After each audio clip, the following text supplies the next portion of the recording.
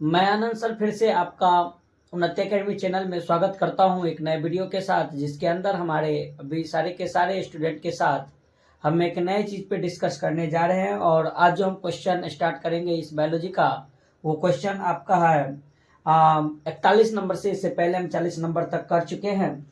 41 number से question का discussion कर रहे हैं और 41 नंबर का क्वेश्चन है कि सड़ी गली चीजों पर पोषित होने वाली पौधों को क्या कहते हैं? मृत जीव। क्या? मृत जीवी। मृत जीवी का मतलब जो सड़ा गला चीज खाता है। सरागला चीज खाता नहीं है, उसमें जाकर वहां से सरागला चीज के से जो है ना अपना पोषण को क्या करता है, प्राप्त करने का करता है। हम उसको क्या कहते हैं? मृत जीवी के नाम से जानते हैं। तो इसमें जो है बहुत बढ़िया कि अगर हम बात करें तो जो सड़ी गली चीजों पे जो पोषित करते हैं वो आपका क्या कहलाता है? मृत जीव। उदाहरण इसका आप बता सकता है? मृत जीव का हाँ, मृत जीव का उदाहरण हो गया सर कवक जो मृत जीवी है। हाँ, मशरूम सब जो होता है ये क्या होता है? मृत जीवी पौधे के तौर पे जाना जाता है। अगला क्वेश्चन है हम लोग के पास कि 42 नंबर का क्वेश्चन है कि पत्तियों में गैसों का आदान प्रदान कहाँ होता है? किसके द्वारा? रंध्र के द्वारा, यानी पत्ती के अंदर। अच्छा, फिर से कि वो स्टोमाटा जो होता है वो उस स्टोमाटा के ऊपर एक सेल रहता है, पता है उस सेल का नाम? Guard cell. कौन होता है? हाँ, गार्ड सेल होता है। तो वो गार्ड सेल के द्वारा स्टोमाटा का छिद्र जो होता है वो बंद होता है और खुलता है। बहुत बढ़िया। अगला क्वेश्चन हम लोग के पास कि प्रकाश संश्लेषी अंगक इनमें से कौन है? स्टोमाटा, पत्ती, हरित लवक, जल। हरित लवक। क्या? हरित अच्छा, अब प्रकाश संश्लेषी अंगक और क्या क्या चीज हो सकता है? हरित लवक, सूर्य का प्रकाश, CO2 और जल भी। जल। क्या? 4 गो जो होता है वो तुम्हारा होता है। कौन कौन? सूर्य का प्रकाश, जल, CO2, H2O, क्लोरोफिल और प्रकाश, सूर्य का प्रकाश।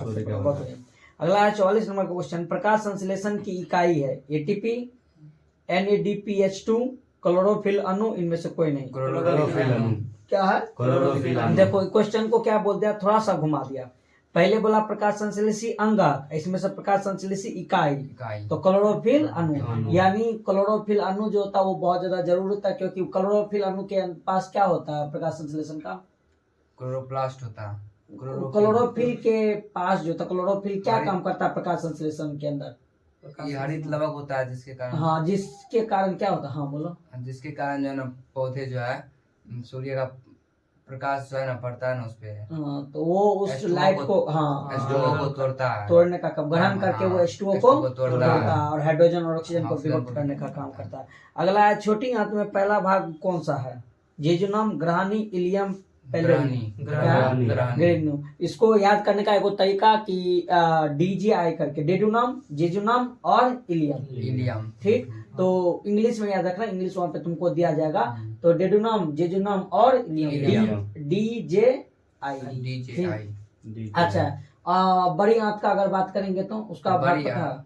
बड़ी आंत सिक्कम, कोलोन और रेक्टम होता है। सिक्कम, कोलोन और रेक्टम होता है। चलो अगला क्वेश्चन है हमारे पास कि यह अमाशय से आने वाले अम्लीय भोजन को क्षारीय बनाता है।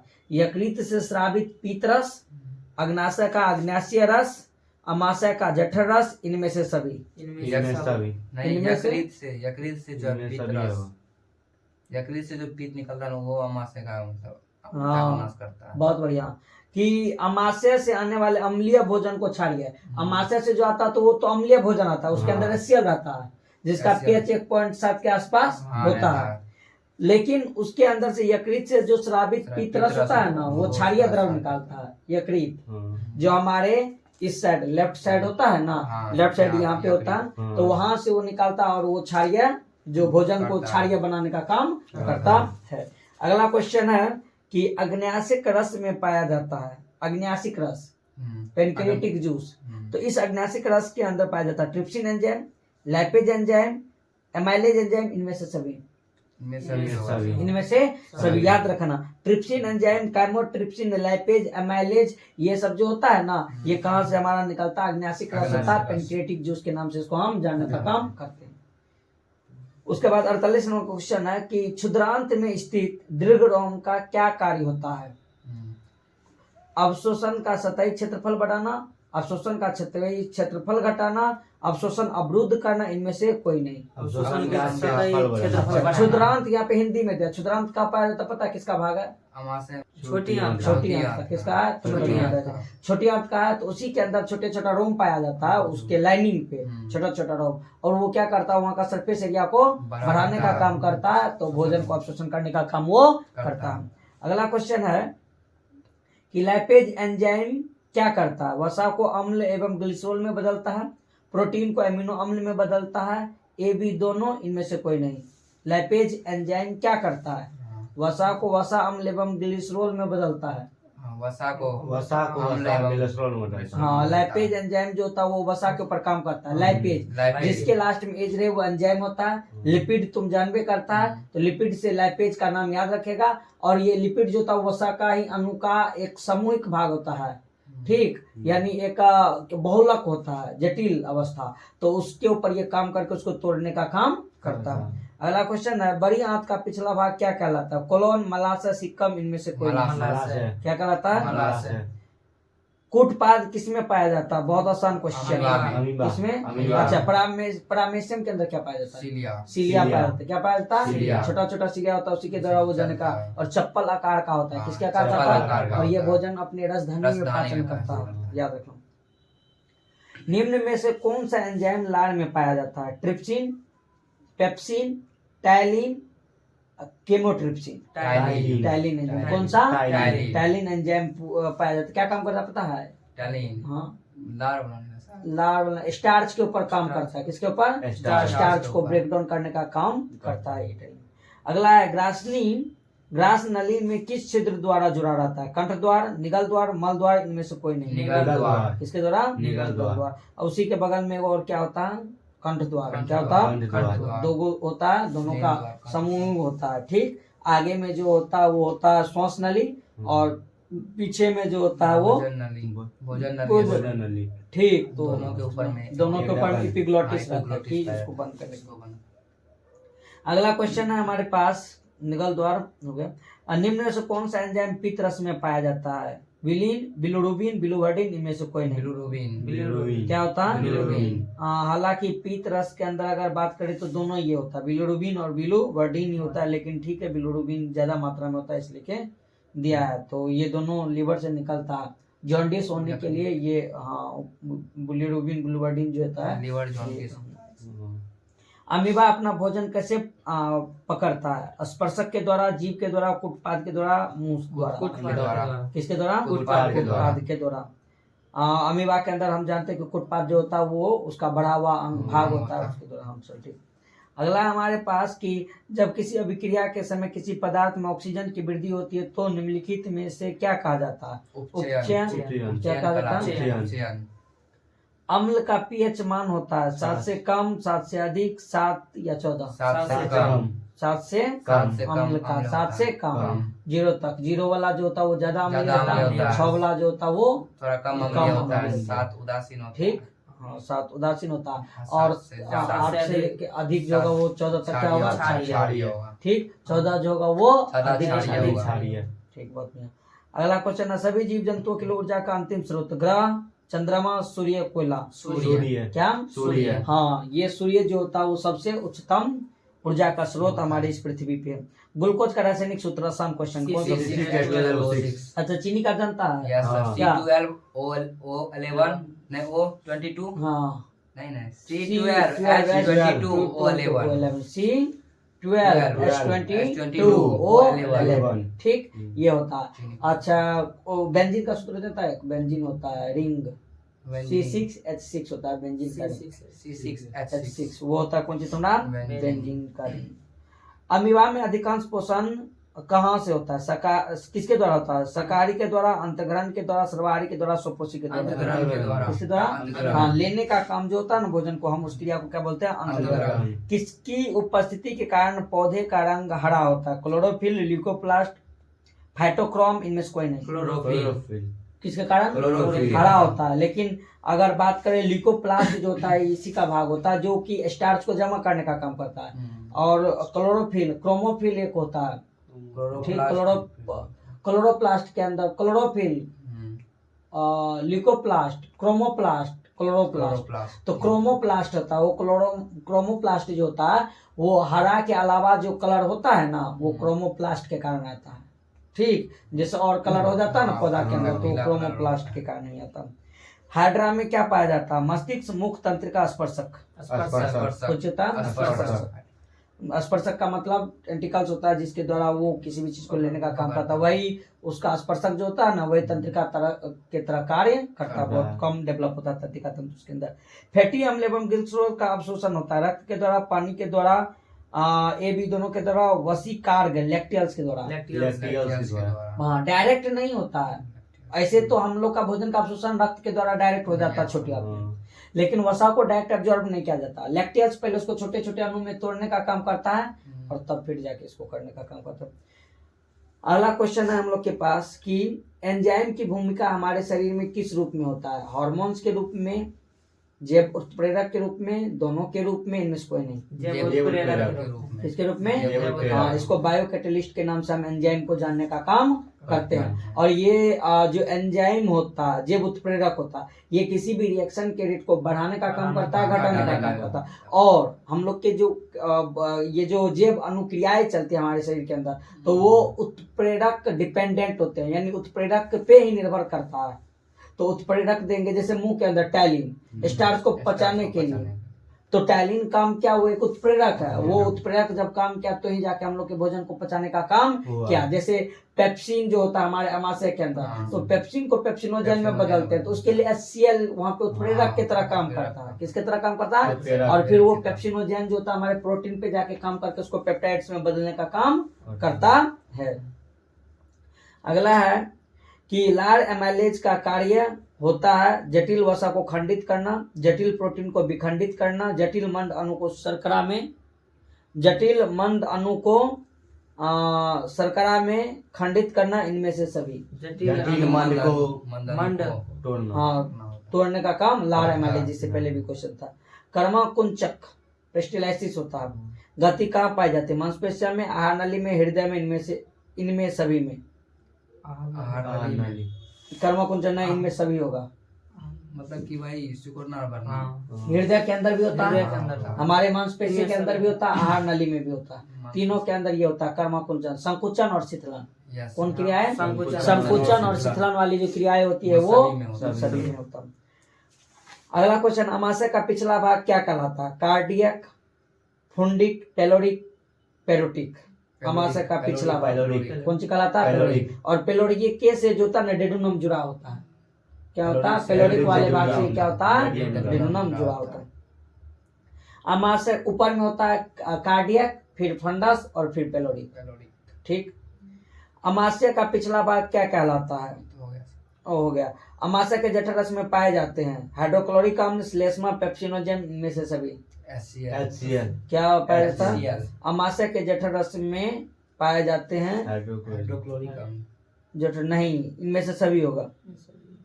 अमाशय के जठर रस, जठर रस का मतलब क्या हुआ? गैस्ट्रिक जूस उसको बोलते हैं। यानी अमाशय के अंदर जितना भी रस आता है ना उस रस में क्या है? तो उस रस में वहां पे 3 गो कोशिका पाया जाता है, और 3 गो कोशिका जो पाया जाता है, म्यूकोसा कोशिका, पेप्टिक कोशिका है, और कौन सी बोलते हैं HCl को निकालने के लिए ऑक्सीजेनेटिक सेल इंग्लिश में बोला जाता है। तीनों से जो होता है केमिकल निकालता है, और तीनों से मिला हुआ केमिकल को जो होता है ना हम जठर रस बोलते हैं। और इसके अंदर वही श्लेष्मा म्यूकस वाला कोशिका म्यूकस निकालता है, पेप्सिनोजेन निकालता है, हाइड्रोक्लोरिक अम्ल निकालता है।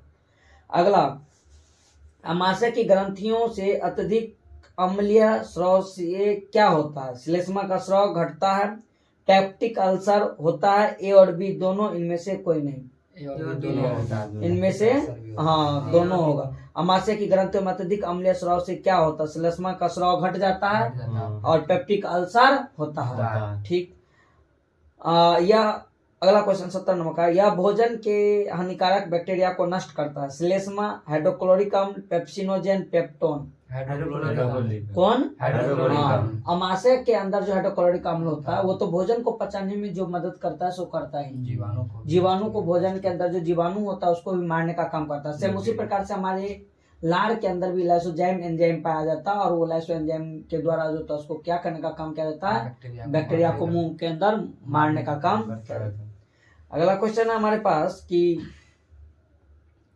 प्रोटीन का पाचन शुरू होता है ग्रास नली से, अमाशय से, ग्रासनी से, अग्नाशय से।